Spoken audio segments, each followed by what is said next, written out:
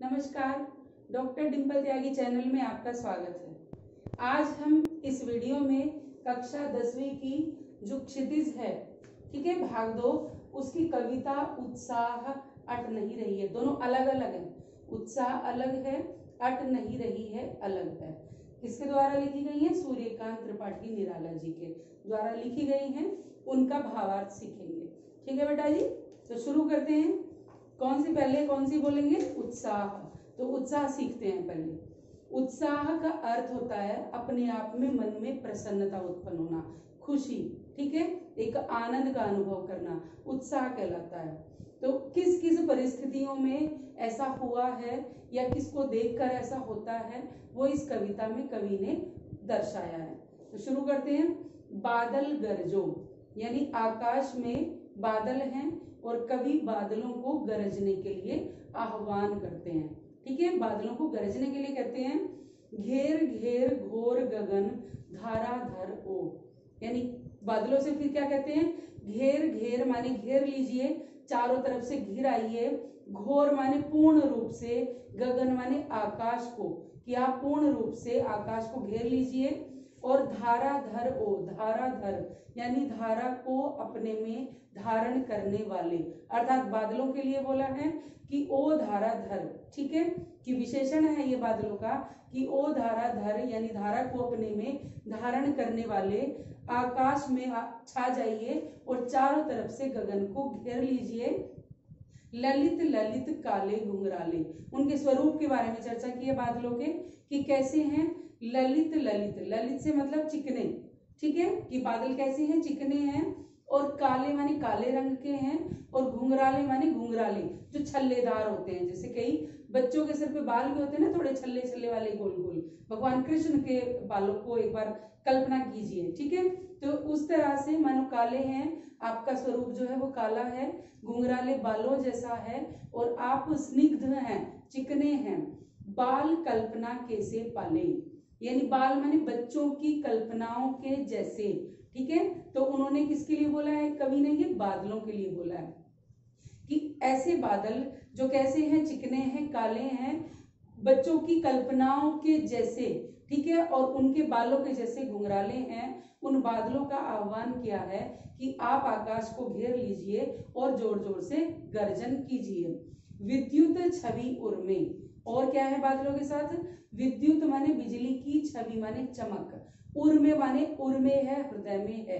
किसके? बादलों के, कि बादलों के बीच बिजली कड़कती है। जब आकाश में बादल छाते हैं तो बिजली भी कड़कती है उसके बीच में। तो उसको बोला है कि आपके हृदय में, आपके उर में बिजली की छवि है, कड़क है। और कवि माने कवियों को नव जीवन वाले, यानी कवि को भी नव जीवन वाला बोला है, नया जीवन प्रदान करने वाले बोला है, और बादलों को भी नया जीवन प्रदान करने वाले बोला है। यानी दोनों के लिए है कि आप कैसे हैं, कि बिजली की कड़क से मानो कवियों के अंदर आप उत्तेजना जागृत करते हो, चेतना जागृत करते हो, ताकि वह नई कविता का संचार कर सके। तो आप कैसे हैं? कवियों को भी नया जीवन प्रदान करने वाले हैं और कवि भी नया जीवन प्रदान करने वाले हैं। क्यों? क्योंकि वो क्रांतिकारी जैसी कविताएं आदि लिखकर लोगों को जागृत करते हैं, ठीक है, चेतना प्रदान करते हैं। वज्र छिपा नूतन कविता फिर भर दो। वज्र छिपा, वज्र माने पत्थर को बोला है कि वज्र छिपा यानी कठोरता आपके हृदय में छिपी हुई है, तो आप नूतन माने नई, कविता माने कविता, फिर भर दो यानी फिर से कवियों को नई कविता लिखने के लिए प्रेरित कर दो। बादल गरजो, बादल गरजो, कि हे बादल गरजिए, हे बादल गरजिए। समझ में आ गई आपको ये? ठीक है, कि क्या बोला इन्होंने, कि आकाश के लिए बताया है, बादलों को बोला है कैसे स्वरूप वाले हैं, और आगे बादलों के साथ और क्या क्या चीजें हैं, और कवियों को और बाकी लोगों को कैसे जीवन प्रदान करने वाले हैं, ये इसमें इन्होंने कहा है। आगे बोलते हैं विकल विकल उन्मन थे उन्मन, यानी जो बाकी लोग हैं समाज में, उनके ऊपर क्या प्रभाव पड़ेगा? विकल माने बेचैन, और दूसरा विकल भी बेचैन, ठीक है, कि बेचैन थे, उन्मन थे। उन्मन का अर्थ होता है जिसका कहीं मन नहीं लगता, ठीक है, उन्मत्त, पागलपन जैसी स्थिति हो जाती है। तो जब गर्मी ज्यादा पड़ती है, सूरज की तेज धूप पड़ती है, तो लोग बेचैन हो जाते हैं गर्मी के कारण।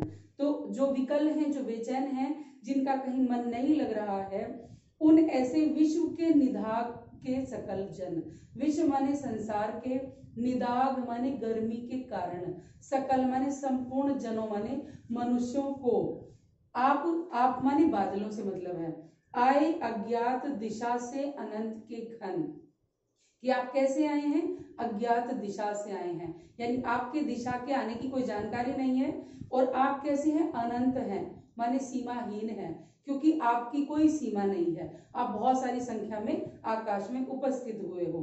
तो आप ऐसे, घन माने बादलों को बोला है, तप्त धरा माने तपती हुई, धरा अर्थात पृथ्वी को, कि जो सूरज की तेज धूप से पृथ्वी तपती हुई है, जहां पर बहुत ज्यादा गर्मी है, उस तपती हुई पृथ्वी को जल से फिर शीतल कर दो, यानी अपनी जलधारा बरसा करके शीतल कर दीजिए, उसकी धूप यानी जो गर्मी थी उसको शांत कर दीजिए। तो बादल गरजो, बादल गरजो, समझ में आ गई आपको?